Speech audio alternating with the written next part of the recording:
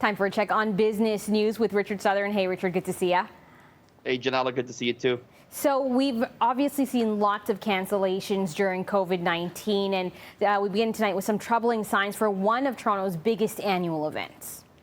Yeah, the Toronto International Film Festival, Janella, announcing layoffs today amid big questions about what's going to happen with this festival that, of course, is looming just in early September. TIFF said it's laying off 31 full-time staff. That's about 17% of its total workforce. Yeah, it's blaming the impact from COVID-19.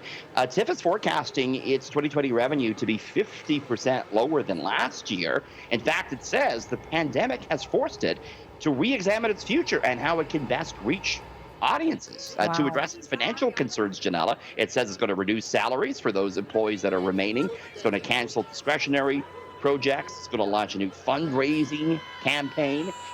Now, TIFF said back in May that they would still have some sort of physical festival, but that it would look different than in previous years. They didn't sort of update that today, so it's not clear exactly what's going to happen in September. If this doesn't go ahead, though, Janella, this is a big blow, because TIFF generates about $170 million every year for provincial and city coffers. And of course, we all love seeing the movie, so it would be a big blow on many fronts if this didn't go ahead. And it would also kind of forecast what would happen with other film festivals, because it is one of the earliest ones during the year. Is that right? Yeah, that's true, right? I mean, I think this comes before Cannes and all the other big ones. So it kind of kicks off the festival season, I think. Yeah, we've already seen the Oscars push their telecast back 2 months, so it's tough going for the movie industry on a whole, Janella. Yeah, everyone in the arts is truly suffering through this. Okay, moving on, it's also tough times in the cannabis industry, which honestly surprises me because I thought that they were seeing a boom in business along with alcohol sales.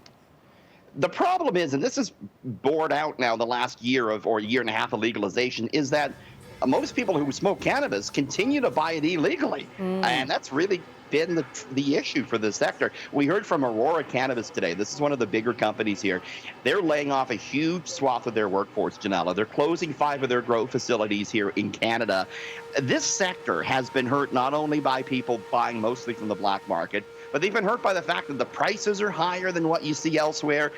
The number of retail stores in Ontario have been very small, so it's kind of hard to acquire it in that way. The real sort of the nut to crack has been convincing people, hey, pay a little bit more for legal cannabis, but there's maybe not a very good case to make for that. A lot of these companies as well have invested in projects overseas, and they have been slow to develop. So, yeah, we used to talk about, the big stock prices for these companies. That's not the case anymore. The stocks have been going down in a hurry. I mean, at the end of the day, it's about the price for the consumers, right? So they got to make it worth their while.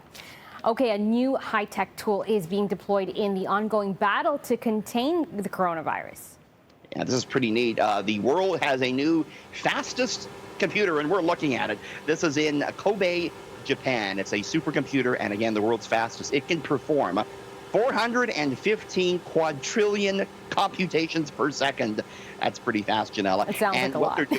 Yes, a little bit faster than the amount of computations you and I can do every minute, but they're putting this to work to fight the coronavirus. So they're having it now simulate how droplets would spread in office spaces with partitions. When it's fully operational next year, though, they're going to put this thing to work trying to narrow down the search for effective treatments for the virus. So that's pretty cool there. Janella, you and I are back just after 6:30 talking about some more neat stories, including we're looking at a new poll about how people feel about the relaxed restrictions we're going to see tomorrow when Phase 2 kicks in Ontario. So join us then after 6:30. Thanks, Richard. We'll see you next hour.